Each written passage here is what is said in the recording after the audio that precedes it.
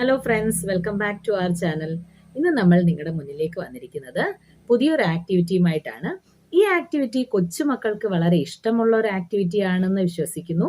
നമുക്ക് കണ്ടു നോക്കാം ഏത് ആക്ടിവിറ്റിയാണ്. ഇന്നത്തെ ആക്ടിവിറ്റി കളറിംഗ് ആക്ടിവിറ്റിയാണ്. കളറിംഗ് എടുക്കുമ്പോൾ പാരൻസ് പ്രത്യേകം ശ്രദ്ധിക്കേണ്ടത്, ഇപ്പം നമ്മൾ വീട്ടിൽ കുഞ്ഞുങ്ങൾക്ക് കളർ ബുക്കൊക്കെ നമ്മൾ വാങ്ങിച്ചു കൊടുക്കാറുണ്ട്. അപ്പോൾ പാരൻസ് കളർ ബുക്കൊക്കെ സെലക്ട് ചെയ്യുന്നത് നമ്മൾ വലിയ പിക്ചേഴ്സ് ഉള്ള ബുക്ക് ആയിരിക്കണം എന്നുള്ളത് ആദ്യമേ തന്നെ ശ്രദ്ധിക്കേണ്ട കാര്യമാണ്. കുഞ്ഞു പിക്ചേഴ്സ് ആയിരുന്നാൽ അവരുടെ ആ ഹാൻഡ് മൂവ്മെന്റ് നമുക്ക് റെസ്ട്രിക്ഷൻ വരും. അവരുടെ ഹാൻഡ് മൂവ്മെന്റ് എന്ന് പറയുന്നത് അവർ പഠിക്കുന്നതേ ഉള്ളൂ. ഇപ്പം ആദ്യമായിട്ട് കളർ ചെയ്യാൻ പഠിപ്പിക്കുന്ന കുട്ടികളുടെ കാര്യമാണ് ഈ പറയുന്നത്. അപ്പം അവരുടെ ഹാൻഡ് മൂവ്മെന്റിന് വളരെ റെസ്ട്രിക്ഷൻ ഇല്ലാത്ത ടൈപ്പില് അവർക്ക് ഫ്രീ ആയിട്ട് കുറച്ച് നീട്ടി അവർക്ക് അവരുടെ കൈ ഫ്രീ ആയിട്ട് പോകത്തക്ക രീതിയിലുള്ള പിക്ചേഴ്സ്, ബിഗ് പിക്ചേഴ്സ് വേണം നമ്മൾ കളറിങ്ങിനായിട്ട് എപ്പോഴും ആദ്യം സെലക്ട് ചെയ്യാനായിട്ട്. ഇനി കളർ അടിക്കാൻ നേരം നമ്മൾ കുട്ടികൾക്ക് നമ്മൾ കൂടെ ഇരുന്ന് നമ്മൾ വെറുതെ ഒരു ടൈം പാസിന് കൊടുക്കുന്ന ഒരു ആക്ടിവിറ്റി അല്ല കളറിംഗ് എന്ന് പറയുന്നത്.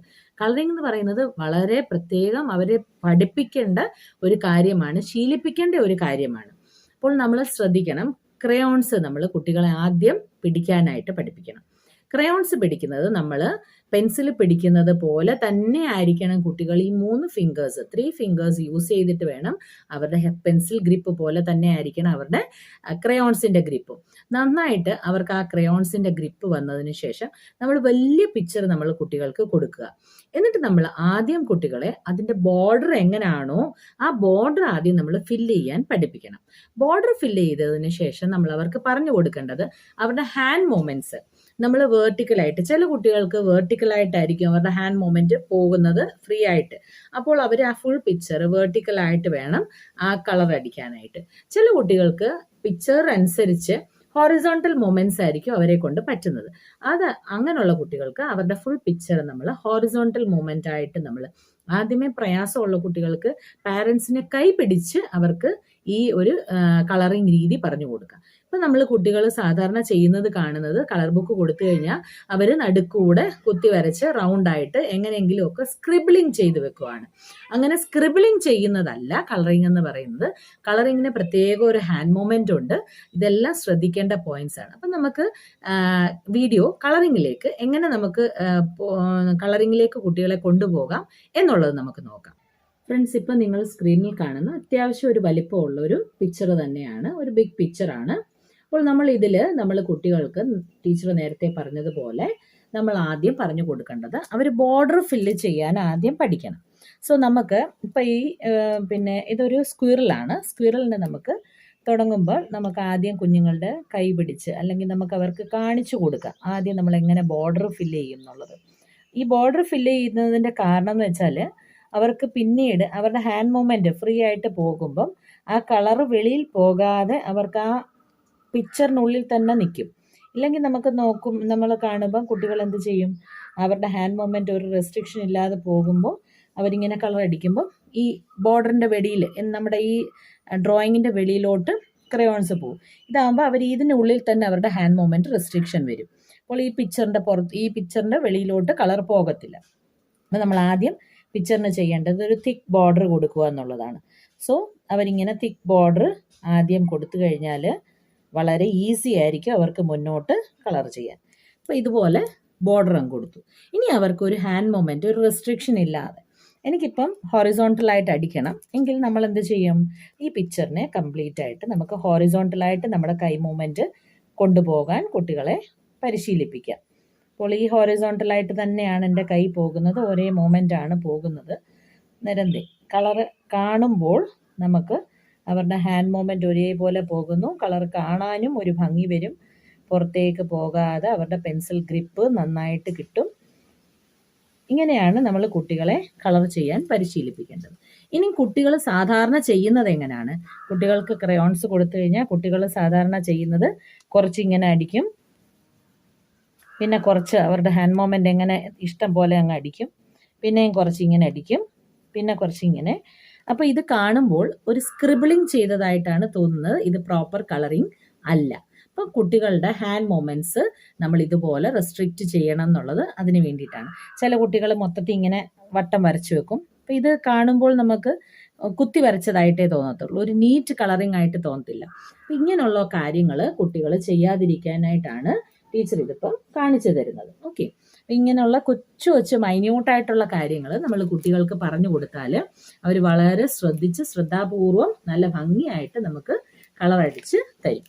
ഇങ്ങനെയൊക്കെയുള്ള കാര്യങ്ങൾ പാരൻസും കൂടെ ഇരുന്ന് പരിശീലിപ്പിക്കണം എന്നാണ് ഞങ്ങൾ പറയുന്നത്. നമുക്കൊരു കൊച്ചുകുട്ടി ഈ കളർ എങ്ങനെ ചെയ്യുന്നു എന്നുള്ളത് വേറൊരു പിക്ചറിൽ എങ്ങനെയാണ് കളർ ചെയ്യുന്നതെന്നുള്ളത് നോക്കാം. ഒരു കാര്യം കൂടെ പ്രത്യേകം ശ്രദ്ധിക്കുക, കുട്ടികൾ ഇതുപോലെ സ്ക്രിബിളിങ് ചെയ്ത് വെക്കുമ്പോൾ അവർ ഇതുപോലെ പിക്ചർ നമുക്ക് കളർ അടിച്ച് തരും. അന്നേരം നമ്മൾ അവർക്ക് പറഞ്ഞു കൊടുക്കണം, ഒന്ന് കൈ മൊമെൻറ്റിൻ്റെ കാര്യം പറഞ്ഞു കൊടുക്കണം. അതുപോലെ തന്നെ നമ്മൾ ഒരിക്കലും ആ പിക്ചറിന് ആ ഒരു വൈറ്റ് സ്പേസ്, ഇവിടെ എല്ലാം ഇടയ്ക്ക് വൈറ്റ് സ്പേസ് കാണുന്നുണ്ട്, അങ്ങനെയുള്ള വൈറ്റ് സ്പേസ് കാണരുത്, അതെല്ലാം നമ്മൾ ഫില്ല് ചെയ്യണം. ഇതിപ്പോൾ ടീച്ചർ ഇവിടെ ചെയ്തിരിക്കുന്നത് വൈറ്റ് സ്പേസ് ഒന്നും കാണാതെ ഫില്ല് ചെയ്തിരിക്കുന്ന ഒരു കളറാണ്. ഇവിടെ താഴെ കുട്ടികൾ ചെയ്തിരിക്കുന്നത് എങ്ങനെയാണോ ആ മിസ്റ്റേക്കാണ് ചൂണ്ടിക്കാണിച്ചിരിക്കുന്നത്. അപ്പോൾ കുഞ്ഞുങ്ങൾക്ക് നമ്മൾ പറഞ്ഞു കൊടുക്കേണ്ടത് ഇതുപോലെ വൈറ്റ് സ്പേസ് ഒന്നും കാണാതെ നന്നായിട്ട് ക്രയോൺസ് വെച്ച് കളർ അടിക്കുന്നതിനെ പറ്റിയിട്ടാണ് പരിശീലിപ്പിക്കേണ്ടത്. ഹലോ കൂട്ടുകാരെ, നമുക്കിന്നൊരു കളർ അടിച്ചാലോ?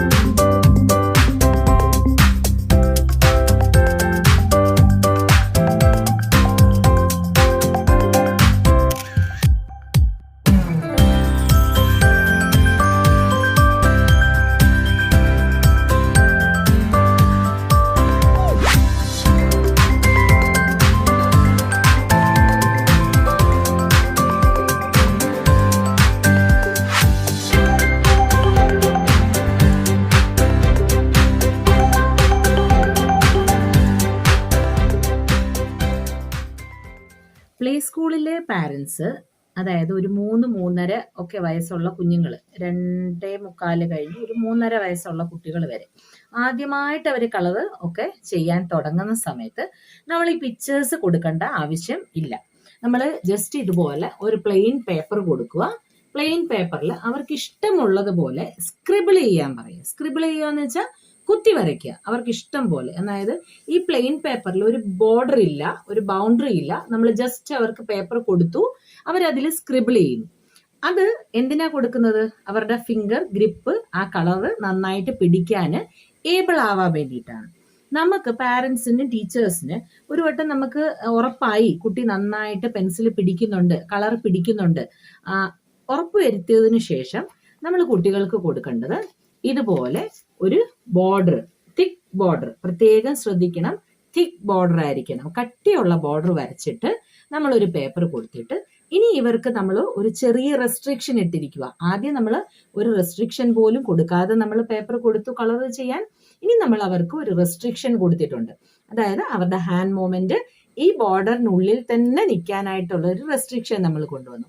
ഇങ്ങനെ റെസ്ട്രിക്ഷനുള്ളിൽ അവർ നന്നായിട്ട് കളർ ചെയ്ത് പഠിച്ചതിന് ശേഷം നമ്മൾ ആ ബോർഡറിന്റെ വിഡ്ത്ത് ഒന്ന് കുറയ്ക്കുക. ആ എന്താ പറയുന്നത് പിക്ചറിന്റെ സൈസും കുറയ്ക്കുക. ഇങ്ങനെ കുറച്ച് കുറച്ച് നമ്മൾ കൊണ്ടുവരിക. ഇതാണ് നമ്മൾ സ്റ്റെപ്പ് ബൈ സ്റ്റെപ്പ് കളറിങ് ആദ്യമായിട്ട് ഇൻട്രൊഡ്യൂസ് ചെയ്യുമ്പോൾ ചെയ്യേണ്ട കാര്യം. ഇനി ഇവര് ഈ റെസ്ട്രിക്റ്റഡ് ബോർഡറിനുള്ളില്, ചെറിയ തിൻ ബോർഡറിനുള്ളിൽ നന്നായിട്ട് കളർ ചെയ്യാൻ പഠിച്ചു എന്ന് ഉറപ്പ് വരുത്തിയതിന് ശേഷം അവർക്ക് പിക്ചേഴ്സ് കൊടുക്കുക. ഓക്കെ, ഇത്രയും കാര്യങ്ങൾ പാരൻസും ടീച്ചേഴ്സും ശ്രദ്ധിക്കേണ്ടതായിട്ടുണ്ട്. ഇതൊക്കെ ചെയ്തു കഴിഞ്ഞാൽ നമ്മുടെ കുട്ടികൾ നന്നായിട്ട് കുഞ്ഞുമക്കൾക്കൊക്കെ കളർ ചെയ്യാൻ പറ്റും. അവർ ഈ ആക്ടിവിറ്റി എൻജോയ് ചെയ്യും. അതുപോലെ തന്നെ അവരുടെ ഹാൻഡ് റൈറ്റിങ്ങും ഇംപ്രൂവ് ആയിട്ട് നമുക്ക് കാണാൻ സാധിക്കുന്നതാണ്. സോ അടുത്ത വീഡിയോയിൽ കാണുന്നിടം വരെ ബൈ ബൈ. Thank you.